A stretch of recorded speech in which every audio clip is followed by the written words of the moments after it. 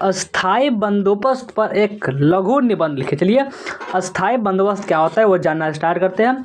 अस्थाई बंदोबस्त यानी परमानेंट स्टेटमेंट बंगाल की राजस्व व्यवस्था में सुधार करके लॉर्ड कॉर्नवालिस ने अत्यंत महत्वपूर्ण कार्य किया। उसके द्वारा प्रतिपादित व्यवस्था ही बाद में अस्थाई बंदोबस्त के नाम से प्रसिद्ध हुई। बंगाल में बिहार, उड़ीसा, उत्तर प्रदेश तथा बनारस खंड, उत्तरी कर्नाटक तथा उत्तर प्रदेश के बनारस खंड में लगभग 19% भाग इसके अंतर्गत था, यानी कि 19% भाग इसके अंतर्गत था। वारेन हेस्टिंग्स के समय 1777 में इसे भू राजस्व ठेके पद्धति को पंचवर्षीय रखा गया था, लेकिन लॉर्ड कॉर्नवालिस ने 1793 ईस्वी में इसको अस्थाई ठेका पद्धति कर दिया। और आगे बढ़ते हैं और आगे देखिए अब है कि अस्थाई बंदोबस्त की विशेषता। अस्थाई बंदोबस्त की विशेषता बताइए। Characteristics of permanent statement. चलिए इसका विशेषता, सबसे पहला विशेषता तो यह है कि सरकार ने जमींदारों से सिविल और दीवानी संबंधित मामले वापस ले लिए। दूसरा विशेषता कि जमींदारों को लगान वसूली के साथ साथ अस्थाई भूमि स्वामी के अधिकार भी प्राप्त हुए। वे अपने स्वामित्व को अपने पुत्र या किसी व्यक्ति को दे सकते थे। और यही नहीं, सरकार को दिए जाने वाले लगान की राशि को निश्चित कर दिया गया, जिसे अब बढ़ाया नहीं जा सकता था। और चौथा कि जमींदार द्वारा किसानों से एकत्र किए हुए भूमि का 10 से 11% भाग सरकार को देना पड़ता था। शेष 1 से 11 भाग अपने पास रख सकते थे। और पांचवा जो विशेषता है वह सरकार द्वारा निश्चित भूमि कर दी गई अदायगी में जमींदारों की जो असमर्थता होने पर सरकार द्वारा उसकी भूमि का कुछ भाग बेचकर यह राशि थी वह वसूल की जाती थी। और ये आपका छठा जो है ये कि भूमि कर की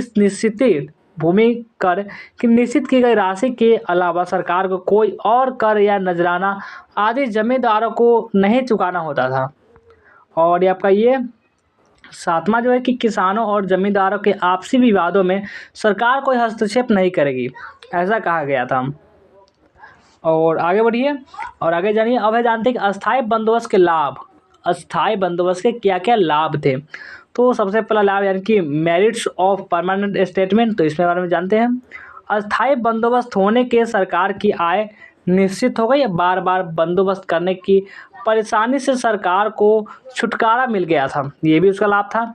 और तीसरा कि अस्थाई बंदोबस्त के होने से जमींदारों को लाभ हुआ, तब वे सरकार के स्वामित्व बन गए। उन्होंने 1857 के विद्रोह में, यानी कि जो 1857 का जो इवोल्यूशन हुआ था, रेवोल्यूशन, उसको सरकार का पूरी तरह साथ दिया। और इसमें यानी कि चौथे में नंबर में बात करें तो अस्थाई बंदोबस्त हो जाने से सरकारी कर्मचारी तथा अधिकारी अधिक समय मिलने के कारण लोक कल्याण के कार्य कर सकते थे। और पाँचवा, चूँकि सरकार को निश्चित राशि देनी होती थी, अतः कृषि सुधार एवं भूमि सुधार से जमींदारों को अधिक लाभ हुआ। और यही नहीं, अभी और भी अब हम जानते हैं कि अस्थाई बंदोबस्त के दोष यानी कि डीमेरिट्स ऑफ परमानेंट स्टेटमेंट, इसका जानते हैं। तो भूमिगत की राशि बहुत अधिक निश्चित हो गई, जिसे न चुका सकने पर जमींदारों की भूमि बेचकर यह राशि वसूल की गई। और यही नहीं, अभी दूसरा भी है कि अस्थाई बंदोबस्त किसानों के हित को ध्यान में रखकर नहीं किया गया था। अधिक से अधिक राशि वसूल करने हेतु किसानों के साथ जमींदारों द्वारा कठोर व्यवहार किया गया, बहुत कठोर व्यवहार। और तीसरा कि सरकार ने कृषि सुधार हेतु कोई ध्यान नहीं दिया, क्योंकि इससे होने वाले फायदे से उसे कोई लाभ नहीं था। लगान की राशि तो पहले ही निश्चित कर चुकी थी। और चौथा, अस्थाई बंदोबस्त ने जमींदारों को आलसी और विलासी बना दिया। तो कैसा लगा वीडियो कमेंट करके जरूर बताएंगे। और अभी तक लाइक नहीं किया तो फटाफट से जल्दी से लाइक करेंगे, सब्सक्राइब कर लेंगे और शेयर भी कर देंगे।